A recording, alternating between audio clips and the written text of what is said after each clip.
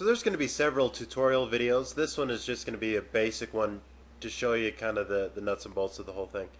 Um, while we're here looking at Google Earth from this vantage point, I want to show you the weather icon. So right here, if you look at the left, there's layers, and there's lots of different layers. I'm going to click on the weather one, and you can see what happens. I see all these clouds, and this is where the clouds really are, what's going on, what's happening right now. So you don't need to watch the 10 o'clock news anymore.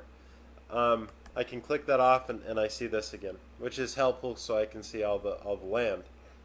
Another thing I want to show you while we're here is the layer for borders and labels, and that's right above the weather. And here I can see all the different countries on the earth, and that's really helpful if you're teaching geography. Okay, at the very top here it says fly to, so you can type in cities and then the state or whatever you want to do. I'm going to type in BYU, Utah, and then I'm going to hit enter, and it's going to take me to BYU.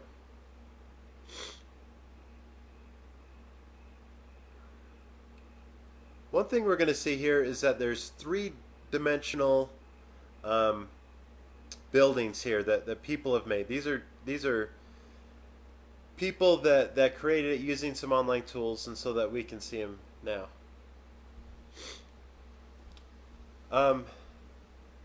Another thing I can do is I've got this little hand, and I can hold down on that hand, and then I can move around like that. I've also got some icons here, so I can move the direction like that, right? This is also a way to kind of move back and forth if I want to. If I want to zoom in on something, I can just double click wherever I want to go. So let's zoom in on our favorite place on campus. But I can't really see it. So what I'm going to do is I'm going to click on the eye, and I'm going to just go up so I can actually see these buildings, right?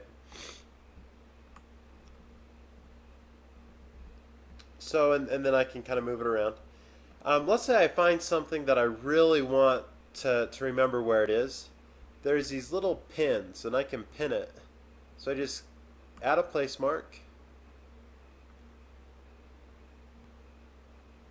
So the place mark, I can actually move that place mark where I want, but I'm going to give it a name. So I'm going to name it.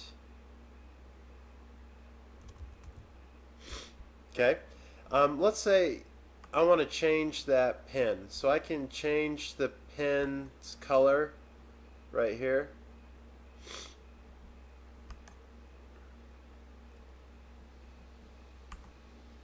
See, and then it turned red.